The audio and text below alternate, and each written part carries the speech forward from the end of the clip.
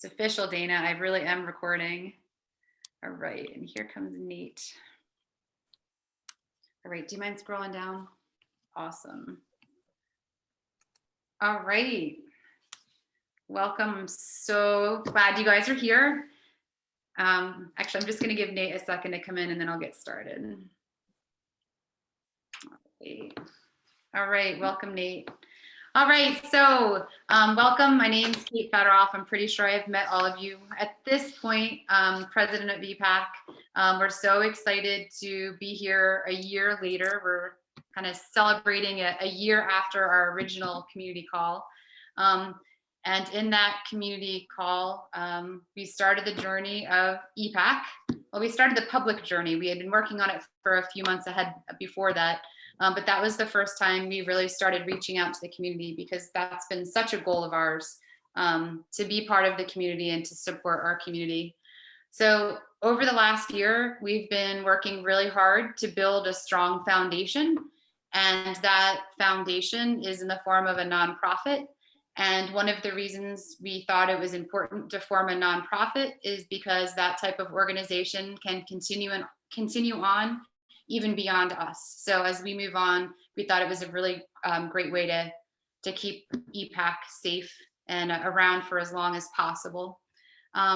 So we've also expanded our board. We started with 8 founding members. Now we have 12. We have created committees that will be reporting out. And just as of yesterday, I think was our official start day for our first set of ambassadors, which is really exciting. So ambassadors for our local climbing communities. We've been working on building relationships, all kinds of relationships with community members, affinity groups, landowners, local leaders. So it's really been a lot of networking. And that's one of the great things about having a growing community in EPAC, but also a lot of people who have already been really active in being stewards of the land and caring for our climbing areas. So we're really looking forward to the future, to more years ahead. I want to thank you for being here with us, and we really hope that you find a way that you would like to be involved with EPAC and would like to support you with that.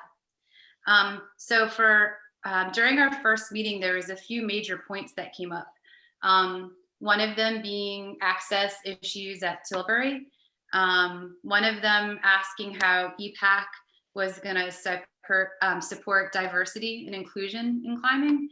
And people wanted to know how to get involved. And we've tried to work really hard on all 3 of those topics, along with a lot of other things.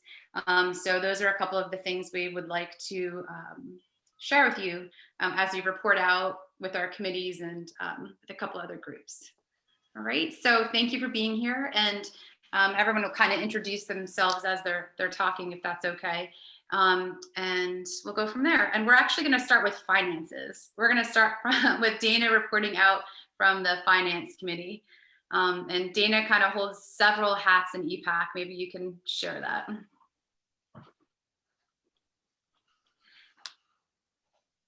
There we go. Hey everybody, I'm Dana. Yeah, so I'm the treasurer, the chair of the finance committee, the access fund liaison, and I sit on the stewardship and conservation. And I think that's all the hats for right now, at least. So yeah, we're gonna start with finance because it's the most exciting thing we do. But figure get the business stuff out of the way. But it is super exciting because we have some really significant milestones. We did apply for and get our 501c3, which came through in May. We were waiting with bated breath, checking the email every day. And that was huge because it gives us the ability to take donations, but also apply for grants and other funding options. So we were really excited about that. And then as of September 1st, we're also insured with a general liability policy. And I know insurance might not seem super exciting to folks, but that's really going to help us in a lot of ways. For one, it protects all of our volunteers. So folks coming in and doing work for us are protected should something happen.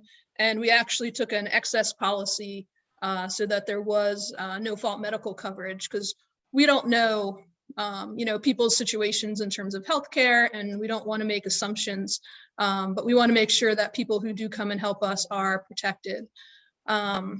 Also, with that general liability policy, we're able to work more in depthly with our land managers and landowners, so we can show them that we are a legitimate nonprofit, that we can protect our workers, and that we can also extend some risk management options to them as well. So that's another thing that's going to come in handy. So with that, with our 501c3, we were able to get a grant out of the gates, within a couple of weeks of getting that. And we also got denied our first grant, but such is life. We have 3 or 4 out there right now and a couple more in the pipeline. So we're just looking for and identifying things right now that's going to support the projects we have on the table, as well as stuff we're looking for in the future, because grant cycles are sometimes 3 months, 6 months, a year, sometimes 2 years out. So we really need to plan that accordingly. So we're hoping to have some good announcements coming up in the next few months once we hear from folks. And then in terms of fundraising, we haven't really done any active fundraising. Starting a nonprofit during the pandemic was probably, not the best time financially to do it. We know that businesses are struggling. We know some individuals are struggling, and people are still struggling now. So we haven't really gone after active fundraising, but we do really appreciate all the folks out there, individuals and businesses who've been sort of proactively donating just through the website without us asking for anything. Our intent with finance is to really get a lot of things, especially projects, grant funded. If we do come and we ask the climbing community for money, it's probably for sort of a matching fund situation, or so that people can give directly to a project that they want to see happen. So we have the capacity to do that on our website. We may have a few capital campaigns coming up in the next months or so here, saying, hey, we're looking to do this in this climbing area, who wants to help support it? So that way climbers in that area, if they choose, can make sure that their funds stay locally. And also I just got an email from Jenna at the Access Fund tonight. So I'm gonna just read this, which is that the Access Fund just launched their biggest membership deal of the year. And we are a joint partner with them. So they have a special link, which I'll drop in the chat, but if you need to renew your Access Fund membership or join, you can do so. And it looks like it's $55 for the joint membership plus the t-shirt. And that's sort of a discounted rate. So they just launched that tonight out to the joint members, which we have been lucky enough to get some funding from that on a quarterly basis. And I think I'm kicking it over to Joe.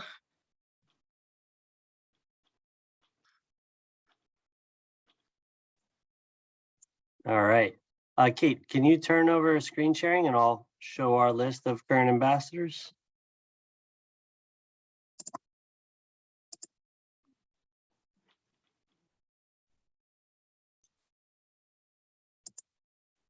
Okay, cool. All right. Hello, everyone. I'm Joe Forte, Vice President of EPAC and Chair of the Conservation and Stewardship Committee. Last night, we sealed the deal with our first round of ambassadors for our local climbing areas. These were mainly the areas where we saw the most need for ambassadors. So I won't bore you by reading down the list, but you can look over our newest ambassadors. If you see them out there, be sure to congratulate them and extend any offers to help that you have for them. If you have any questions or concerns, they're also good people to network with. Essentially, our ambassadors are the eyes and ears of EPAC because we can't be everywhere at all times. And so they're out there to kind of make us aware of any pending situations that might come up at our crags so we could stay on top of things and address things in a timely manner. We've already had several successful stewardship events this year.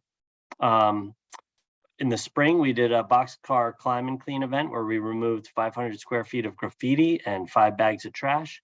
Last week, we cleaned up a main wall at Macanaqua, where we removed 30 bags of trash, 2 tires, an aquarium, a TV, and a barbecue grill. So all kinds of treasure there.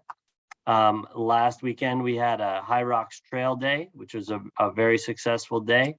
Lots of cleanup and trail building happened. And next weekend, we have our Boxcar Rocks Climb and Clean on Sunday. That is Sunday the 10th. In addition to events, we've been hands-on with a lot of the local access issues that have come up. If you haven't heard, there's a proposal for an off-highway vehicle park in Mackinac. And of course, that raised a lot of concerns for us.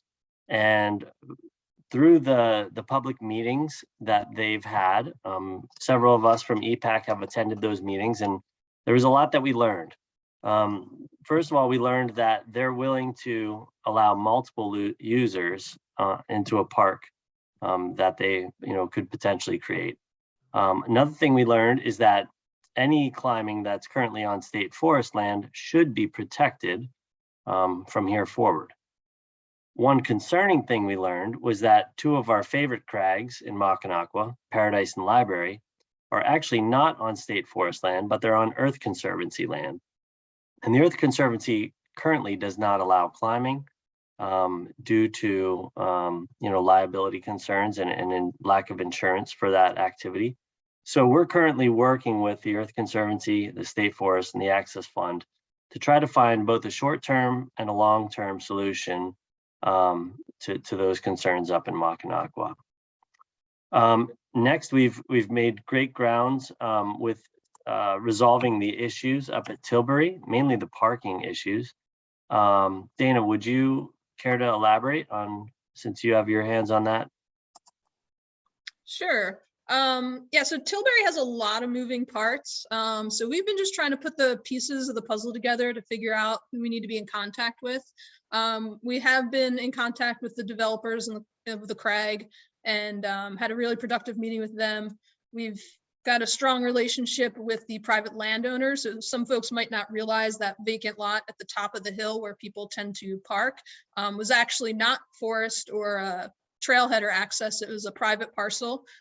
So we've gotten a hold of the landowner there. We have some good communication with them. We've been reaching out to the township and some local businesses. So we're right now just trying to figure out who all the players are so that we can figure out how to set up some sustainable access. Awesome. Thanks, Dana. And that's in a nutshell what we've been up to on the Conservation and Stewardship Committee. So handing it off to you, Georgia, community engagement. Hi, everyone. I'm Georgia. I am the chair of our community engagement committee. In our committee, I like to think of us as kind of the human component of EPAC when we think about access, whereas kind of Joe takes the lead on the area's access. We kind of handle the human component as we think of does everyone have access to climbing? So some things we've been working on lately is we've initiated these game nights at various gyms to start engaging with communities and learning about the various gyms in our areas and what are their specific needs. So we've started out with a couple gyms in the Philly area, and we'd really like to expand it to just any gym willing to host us so we can see what the difference in the needs of all the various communities. And we really want to open it up to not just games, but to make it an open feedback system. So we've also implemented comment cards that really give open-ended feedback and specific questions. And we've also standardized that. So that's also on our website. So if anyone has time, we also have that on our website. If you want to go give us some feedback, we'd love to hear it. We also have a future goal of doing Gym to Crags, and we've started that process of talking about the educational component and doing an informational series. So we've started the process of looking into that and how we could form a series of that sort and how that might look, and pairing with gyms to work on that as well. We've also initiated conversations with affinity groups in our areas to figure out how we can partner with them and better support their needs and to understand what challenges everyone might be facing and what can EPAC do. These conversations have included solutions around gear libraries, perhaps transportation, expanding to other chapters in different areas. Trying to think, maybe even co-hosting events were some topics we've talked about. And then, as always, we're working in partnership with Dana and the Finance Committee to look into grants and how those can be applied. And always we're looking out and keeping our ears open for anything that could be applicable to the affinity groups or anything on the finance end. But so a lot going on in community engagement world. Thanks, Georgia. One of the projects I've been part of that I've been excited about is I helped get started a statewide JEDI committee, so Justice, Equity, Diversity, and Inclusion. And I've really been excited to collaborate with SAWPAC, which is Southwestern Climate Association, SCPC, which is South Central, and then the HACOC Bouldering Coalition. So we as a whole are trying to support JEDI initiatives throughout the entire state. So we're trying to find a common voice. We're looking ahead to host a town hall style meeting that will invite communities throughout the entire state to try to get kind of a feel for what we can do moving forward. We've also talked about opportunities for education and allyship, because we felt like that was a need that we'd like to help support people with. So that's a committee that I'm excited about. We took a little bit of a summer break, but we're ready to jump back in and get our first event started. So I'm super excited about that. It feels great to be collaborating with other local climate organizations across the state. Super exciting. All right, I'm going to pass it back to Dana for our Access Fund Liaison Report. I love that title. It makes me sound so official and important. I think it's a really good title. It's probably the best title anybody has in the organization, because liaison is a really fancy word. So basically what that means is I bother the Access Fund a lot. We wouldn't be here as fast as we got here without the help of especially Zachary and Jenna. It's been great to not have to reinvent the wheel and just ask them questions and know what other LCOs have been doing and use that as a guide. In the stuff that we've been talking about with conservation and stewardship, been pulling in Mike Morin, who's our Access Fund Northeast Regional Director, and he's helping us have a lot of these conversations with land managers and landowners, because we're just not there yet in terms of having the knowledge and the skill set to navigate some of this stuff ourselves. Once we get through a couple of these, we may not need as much support, but right now their guidance is key. And I was lucky enough to spend the weekend with Mike co-presenting at the Pennsylvania Greenways and Trails Conference 2 weeks ago, which is a statewide conference, basically a lot of trail geeks out there. And we did a presentation pretty much centering on the conservation and stewardship that rock climbers bring that people don't recognize. And not only was the presentation well received, but we really did a lot of networking. And in the beginning of the conference, it was sort of interesting because people are like, oh, where are you from? And we say rock climbers, and they're kind of like, what are you doing here? So it just went to show that people weren't really aware of, who we are and what we did. But the more we talked with people, the more they started making connections of how we could work together better. So we were really excited about that and have been invited to put in another presentation proposal for the spring. And so also speaking about the Access Fund and conferences, they have their advocacy conference coming up October 8th and 9th. And I'll drop any of these links in the chat in a minute. But this is once again a virtual conference, and it's also free. So for any folks out there that just want to learn more about advocacy in climbing, even if you can't make the virtual event, by registering ahead of time, you'll have access to the recorded sessions. So that way you can go back and pick through all the sessions and look through them on your own time. I highly recommend it. I've done it the last few years now, and it's been really interesting to see, especially getting perspectives from climbers all across the country and hearing, what folks have to deal with in the sort of Northwest versus the Southeast versus Pennsylvania, and a lot of very creative solutions. And then a project that I'm pretty excited about, which sort of piggybacks on what Kate was saying with the statewide initiative that LCOs have pulled together is we sort of have one on the access fund front as well. In 2020, the statewide comprehensive outdoor recreation plan was released for Pennsylvania, and climbing came up 4th in the other category and 2nd under kayaking in things that people would like to try. And this was out of thousands of people that were surveyed in Pennsylvania. So it really, popped up on the radar for state officials. And so we reached out and said, hey, we see you're noticing rock climbing, we're here to help you with that. And we got invited to speak at their internal working group, which is the SCORP group, and myself, Joel Brady from SWAPAC, and Adam Hartman from SCPC put together a PowerPoint presentation of sort of the state of climbing in Pennsylvania and sort of educating them about what it looks like, and also offering thoughts and ideas, because we want to really be proactive in how climbing grows in Pennsylvania so that we're not constantly hitting access issues. And I'll drop a link to that report in case anybody's interested.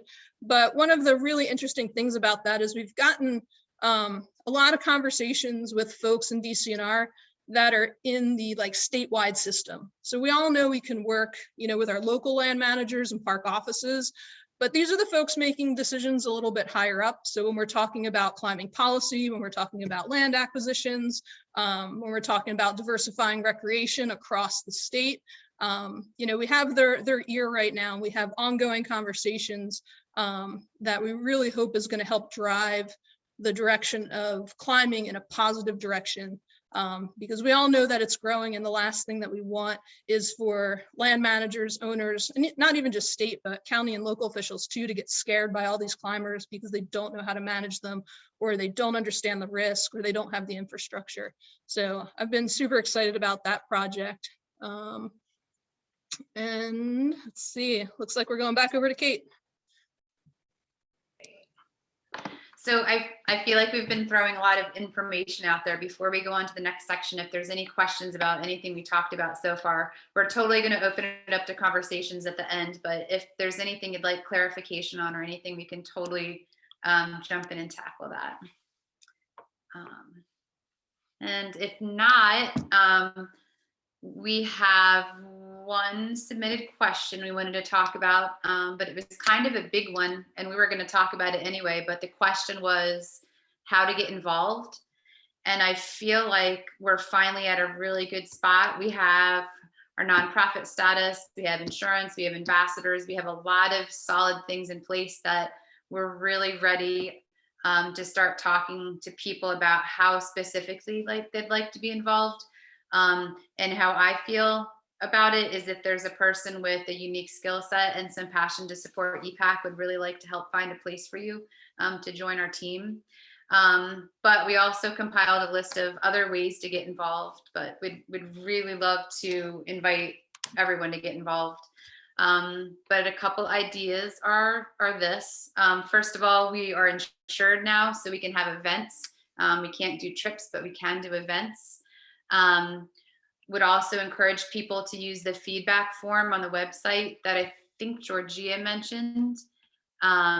If you have specific ideas about how you'd like to get involved, please reach out to us with the specifics, and we'd love to put a couple board members together or sit down and chat with you about how that could help EPAC. We have a website, we have social media, we have a mailing list on the website. We have trail days, climb and clean, stewardship projects that Joe mentioned. And one thing I'm really excited about, Joe just talked about it with the ambassadors in our meeting last night, is they're going to be planning events too. So perhaps people could even support the ambassadors in creating those events. So I think that's really exciting. Financial support's always an option. Dana kind of went over that a little bit. But if anyone has more time and they're looking for more of a leadership position, we're looking for a social media manager, someone with some graphic design ability with that. And we're going to be having elections soon. So we have upcoming elections, and we may have board positions available. So I'd be really excited to talk to people about that too. What did I miss? Is there anything else anybody can think of in terms of helping people find ways to be involved in EPAC? I'll give a shout out to Paige because she is here and she's involved in EPAC. She's probably our only technical sort of volunteer, right? Helping, giving us some legal direction on that sort of thing, which has been very much appreciated, and is probably has a lot more to come. So again, that's a good example how somebody with a particular interest and skill set was able to help us out in a way that we really couldn't help ourselves. So thank you, Paige. We would probably still be working on the nonprofit status if it weren't for your counsel. So thank you, Paige. It's my pleasure.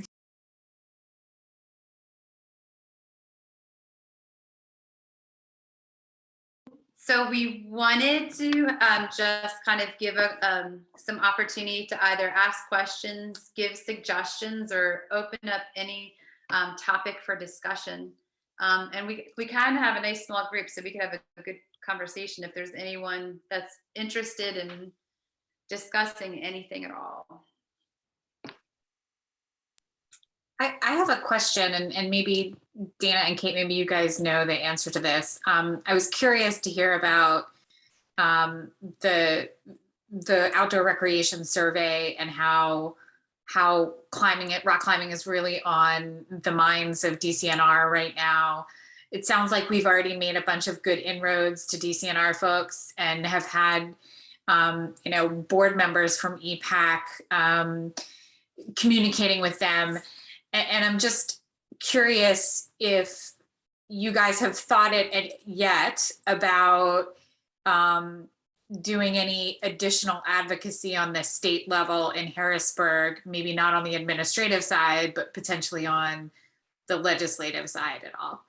And obviously you've had a lot to do in the last year, so maybe that's something that's still in the future, but just hoping that you could speak to that a little bit, maybe. I can do that. So yeah, with the DCNR, we're really working kind of within their framework. In terms of legislation, the only thing that we've talked about, more specifically with Mike Morin, and this came up with part of the Mackinac concerns, was getting climbing listed on the Pennsylvania rec statutes. So right now there's very specific activities listed, and then there's kind of that and other activities clause.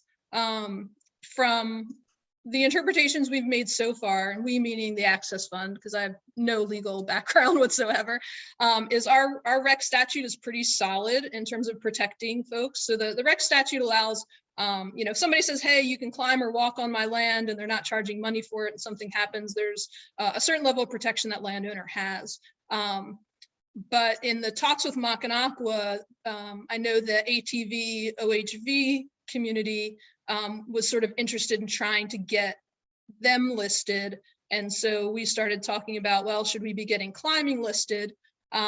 It's not something that needs to be tackled right now, but it might be something that works down the road. And it might be something that we do in partnership with the OHV community, approaching a legislator and saying, hey, these two activities are really in the rise in Pennsylvania. Would you put a bill together? Would you sponsor that, or however that actually happens?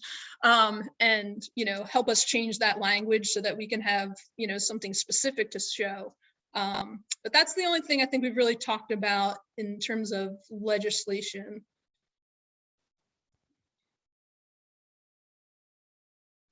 Thanks. I feel like this progress is really big and exciting. Like it's hard to even put into words how much change and support we may see coming. So this networking that Dana has initiated, I think is really going to make a big difference for protecting climbing in Pennsylvania. It's exciting. Great question. Hey, Anything Dina, else? out of curiosity, what percent, I guess, or is it a percentage of the member dues does the Access Fund share with you guys when you're a joint member?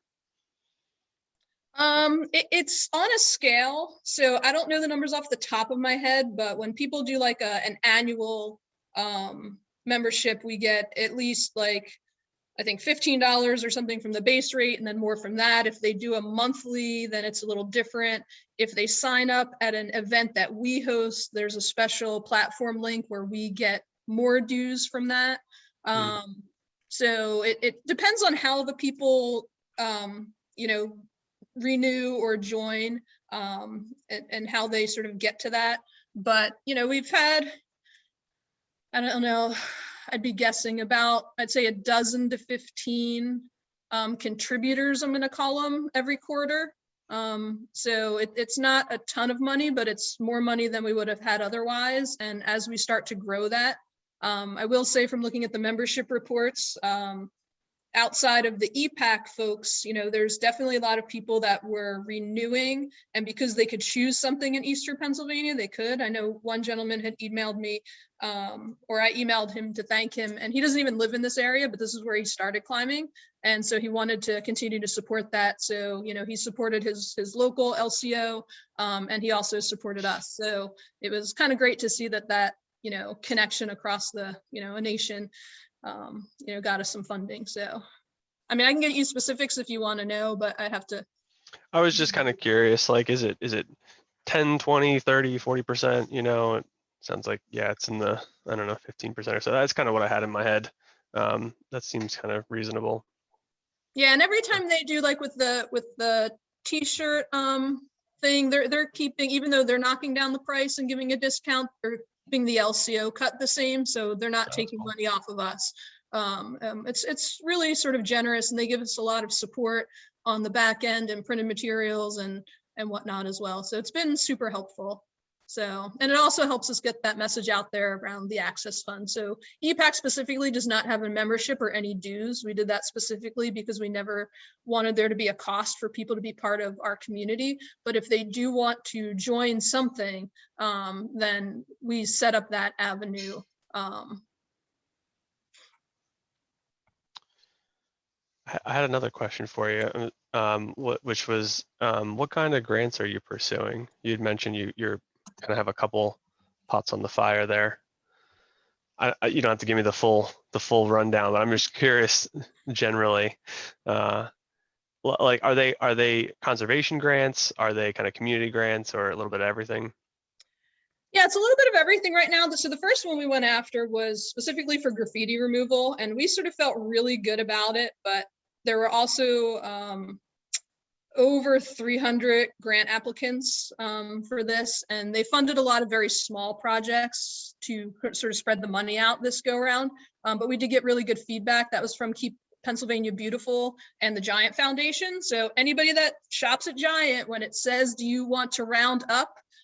You do, because that money is getting put back into the community. So, so that's where that money would have come from. But like I said, even though we got denied this year, we were encouraged to reapply for it. Right now, we have a couple smaller things out there, like Schuylkill County, which would support a boxcar rocks cleanup. We just put one in for some, you know, some trail and cleanup supplies. And then we've just been talking with foundations and some specific contributors in areas to figure out like what they're looking for. The feedback we're getting right now is EPAC is really young and really small, so they're not quite sure that they're ready to take a gamble on us just yet. But that's kind of the catch-22 of like, well, how do we build ourselves if nobody gives us the money to do it? We're hoping some of the projects we have, for example, we have one coming up for High Rocks, where if we link up with the county and the state, you know, that might give us a little bit more legitimacy, you know, with some of these funds. So, I mean, I know we have the Access Fund on the radar. I know, Sean, you do work with American Alpine Club. They have some grant opportunities out there. Another thing we're trying to be mindful of is using High Rocks as an example. We know there's a lot of money in Central Bucks, so we don't want to use, say, an Access Fund grant or maybe an American Alpine Club grant for this area where we know that there's money, we just have to find it.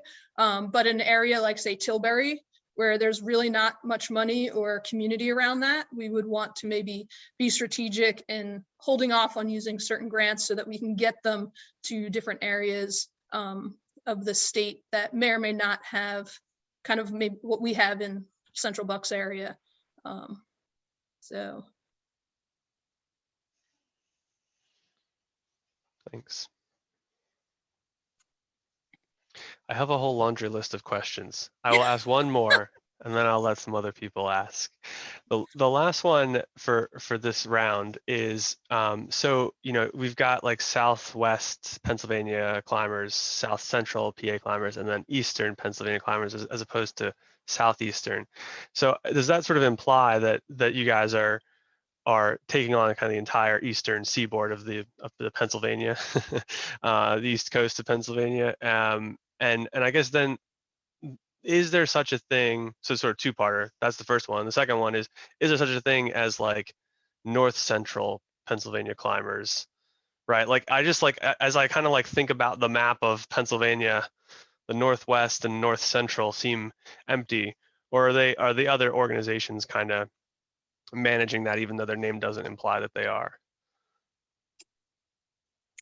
Or is there not much climbing up there? I've not actually attempted to go There- climbing in northwestern Pennsylvania, so maybe there's not much to be There had. is, I don't there know. is climbing up there. There's not a lot of people up there. So a lot of the Right, there you issues go. that we're dealing with here, whether it's trash or graffiti or trail maintenance or diversity, you're usually the only people up at those crags. Now, do they need help? They probably do. Fortunately for us in Eastern PA, the crags in Northeastern PA don't stretch that far towards the New York border. They're all kind of within our reach. I'm up in the Poconos here, so I'm not that far from the New York border myself. So I think EPAC can stretch to the northern border of Pennsylvania, and we can't really speak to the other LCOs in Pennsylvania. Although I do believe they do work fairly far north. Char, do you have any input on that? No, I don't know how far north they go. Kind of the model that we developed is that, you know, if there's an area that we kind of see is in need, then we'll reach out at that point. But as of now, any of the areas up north that we're aware of are kind of doing okay. And there is not an LCO that's covering kind of north central as far as we know. I'm So, not suggesting that you guys really- should take that on. I was just curious. Yeah, there sort is of actually, although it's pretty far out of their, what you would think is their purview, South Central Pennsylvania climbers are working, they are doing some work up at Hunter's Rock, which is kind of like North Central. So, Yeah, that's pretty far north. So yeah. Yeah, we've also definitely had some conversations with the other LCOs about how we can work together to support the entire state. So we kind of do see ourselves as a team and have been kind of looking toward the future together a little bit in terms of how we can support the entire state. Yeah, there's some great climbing up there that we do love, but as Joe said, it's pretty quiet and in pretty good shape.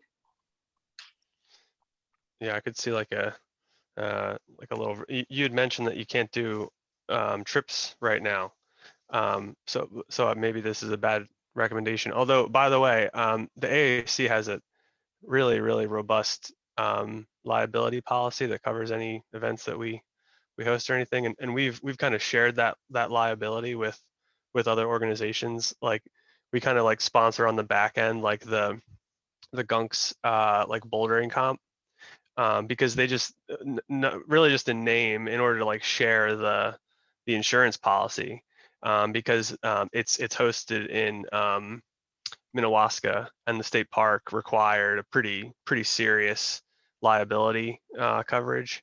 So anyway, I just mentioned that to say, like, if you guys kind of you know, are like, oh, we need, you know, because of some landowner or something, you know, millions of dollars in liability coverage, we can probably cover that by like kind of co-presenting an event or something. But yeah, it would be fun to do like a kind of like PA, you know, meetup. Like let's take a road trip westward. I should just make a point of traveling west to go climb out towards Pittsburgh or something. For various reasons, I find myself headed north instead of west, but that'd be fun. there's a lot of great climbing across Pennsylvania, and a lot of it's off the map. But you know, you talk about a road trip across Pennsylvania or a meetup. We are trying to do a Pennsylvania climbing organization gathering sometime next year. I don't know if that'll be exclusive to people who are involved with LCOs or open to the public. we're not sure what it looks like. But it's definitely something on our map to get everyone kind of passionate about stewardship and conserving climbing in Pennsylvania, get them all together in one place. And maybe we do pick some place up in North Central. So it's not like we're picking anyone's particular spot. We could all see a new area, get away from the crowds. The PA Triple Crown is a really good idea. I Yeah. like that a lot. That's cool. We certainly appreciate you being open to working together on projects. So that's great. We appreciate that. Yeah, of course. That would be super fun. I mean, it's been really inspiring to see the progress you guys have made despite the pandemic. We kind of like for the Philadelphia chapter of the AAC, we just like sort of threw in the towel for a year and a half. Like we're gonna shut the doors, lock them, and move on, and we'll come back later. So I think we're gradually starting to, dust off the machinery.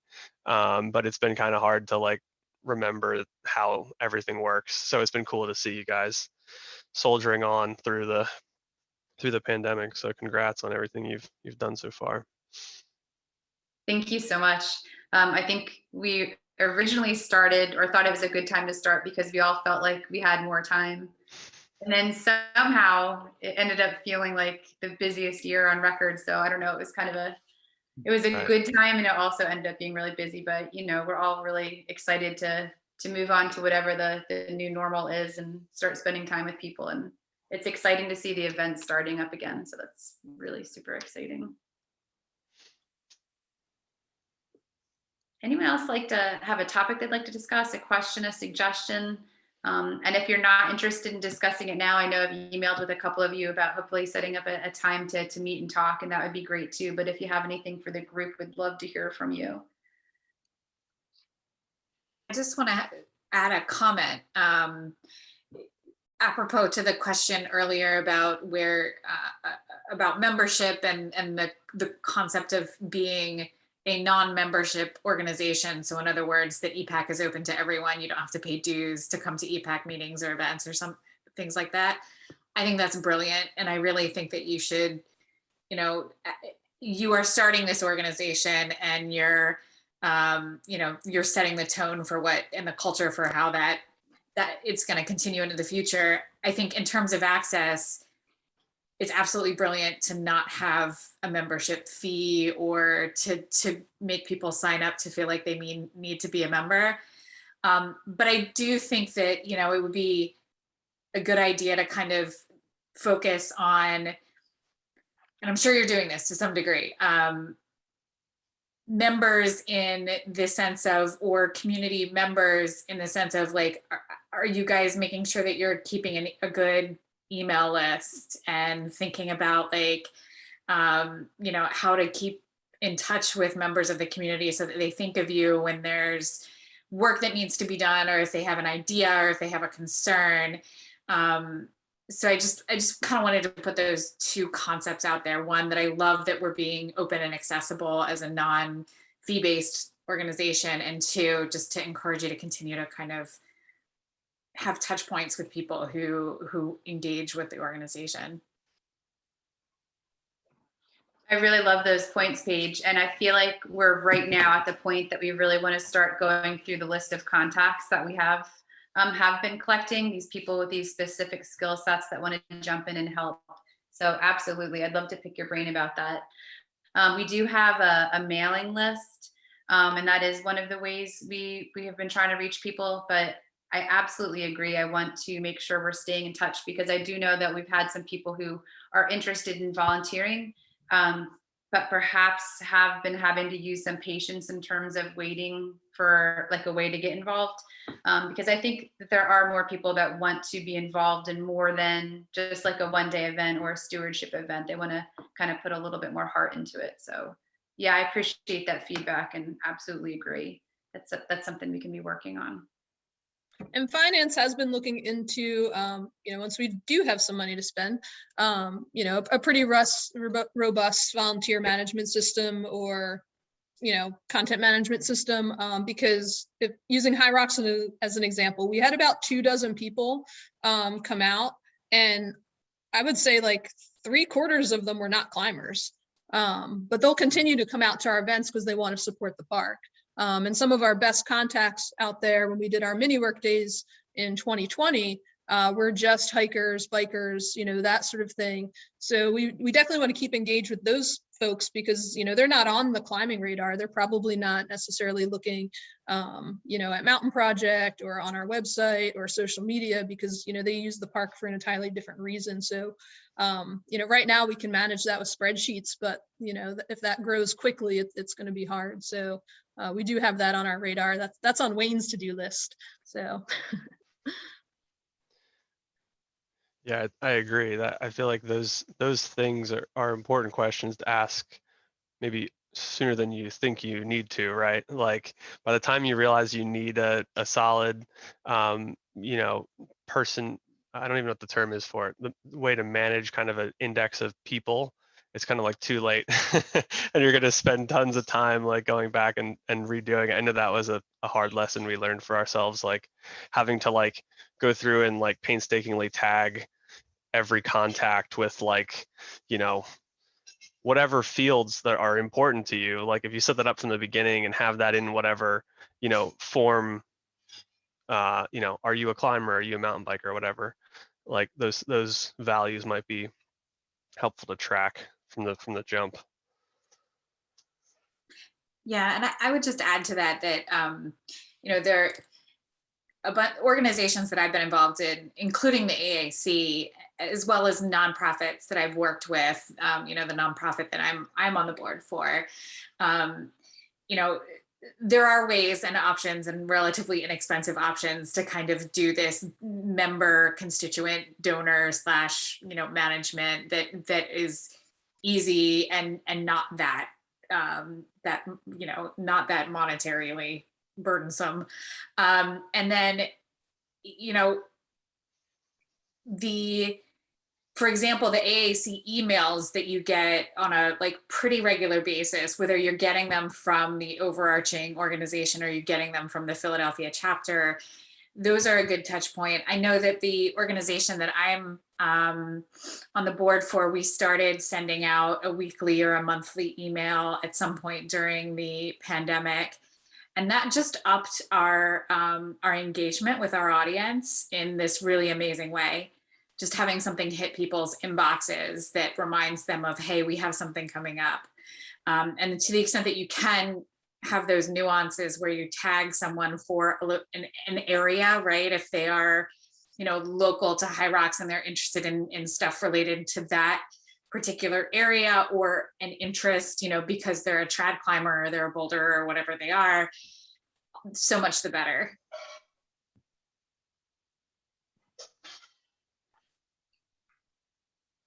Those are great ideas. Thank you, Paige. Definitely something to be working on. And I just want to find ways to make people feel like they belong as part of EPAC, despite not the actual membership. Yeah, it's great. You have anything else for the group? I had a question. It's more related to there's a few climbing areas that I was wondering about access for. I don't know if this is like the way to ask you about it. There's like two places I was wondering about. One would be like Green Lane Park, kind of north of Philly, south of Lehigh Valley. And the other is technically in New Jersey, but like it's right across the border from like Easton and like near Phillipsburg. Might mispronounce it, Muscatecon Gorge. And like I think for that one, it's in Hunterdon County, which I know has had some access issues with like the Sourlands boulders, but I don't know if that carries over to the other areas. I was wondering if you guys knew anything about that, or I was basically just wondering if you guys had any information about those places and if it was okay to climb there or not. Sure. The boulders that are referred to as Green Lane are closed.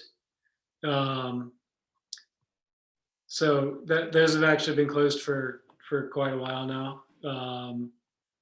And the Muscatecon Gorge, I believe is open and climbing's allowed there, but I'm not positive about that. So maybe someone else could chime in. that may know more about that.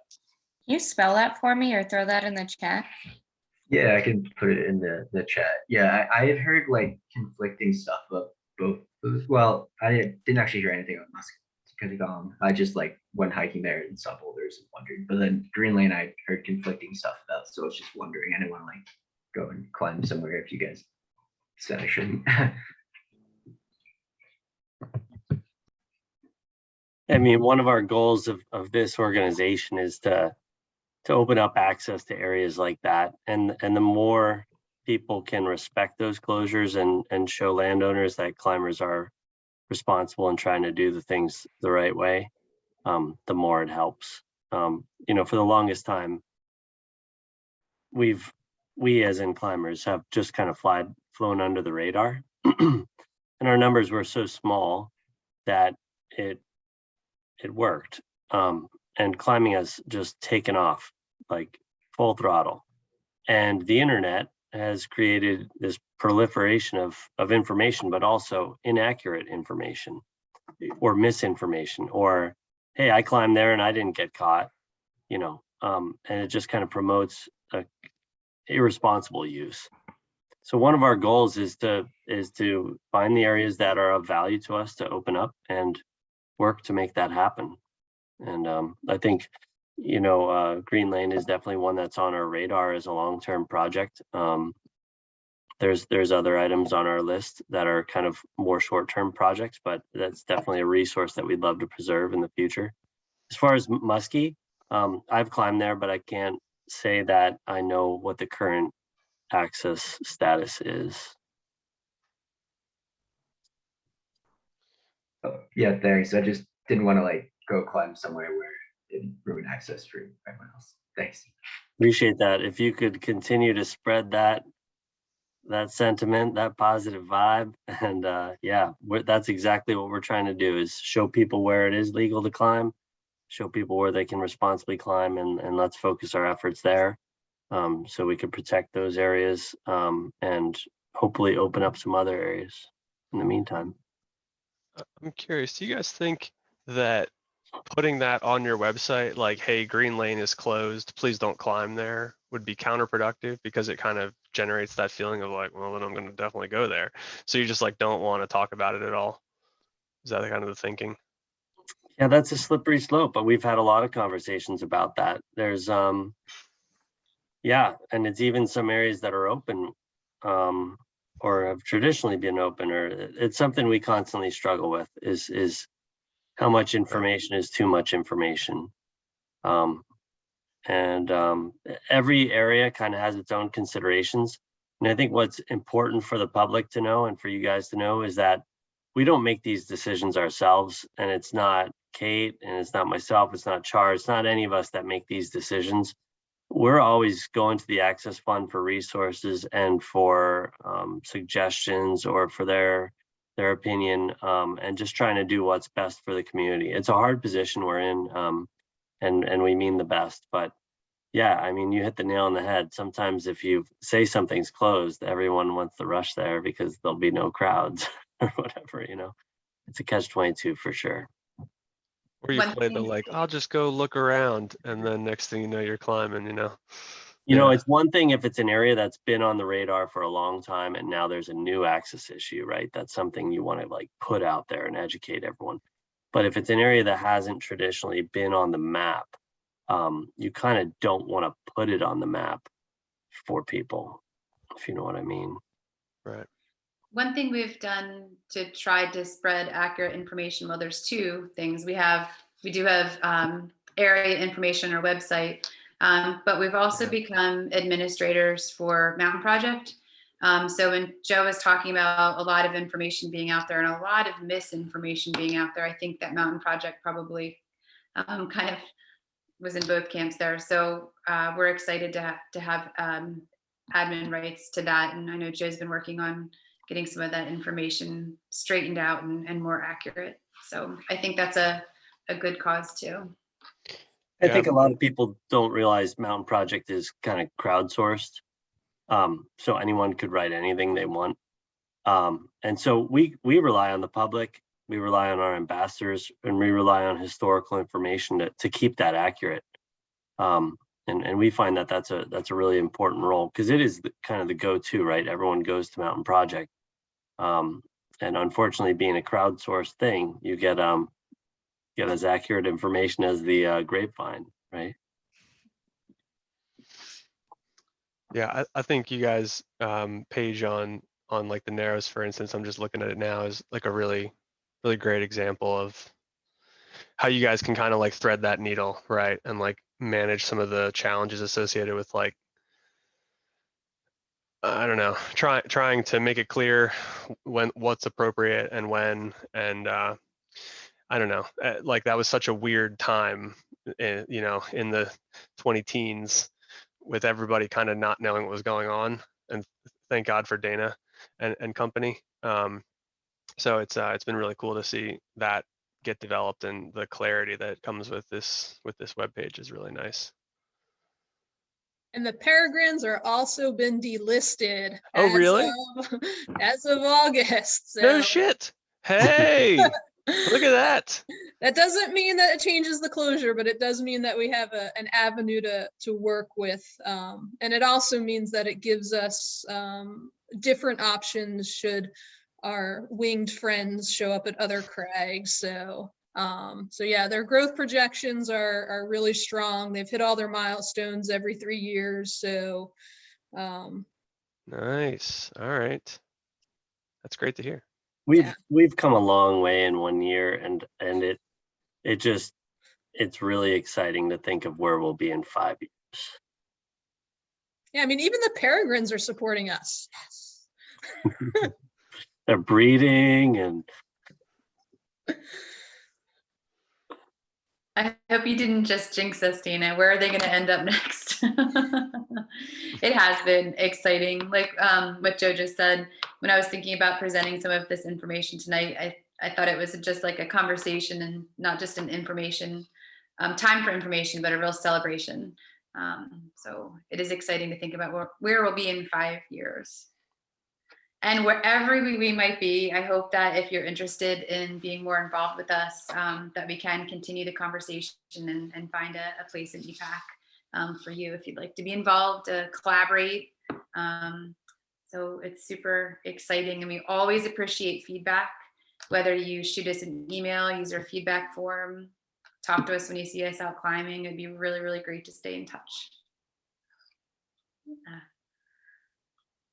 So if is there anything else you guys want to say before we say goodnight? Thank you so much for being here. And I'm excited to continue some of the conversations. Yeah. And our next, Joe, which day? We have an event next weekend. Is it Sunday, I think? Yep, we do the events on Sundays to avoid conflicts with hunters whenever they're in game lands. So come out to Boxcar Rocks next Sunday. Join us for a little bit of cleaning and a little bit of climbing. Yeah, it's always a fun time. And we pick that weekend because the fall colors are always in full bloom that time of year. So it'll be a great day to be out in the outdoors. Great. All right, thank you so much. I hope you all have a great evening, and I hope to see you all soon. Nice to meet Thanks, everyone. guys. Thanks, everybody. Thanks for being here. Thanks so much. Great work, guys. Keep it up. Yep. Thanks. So.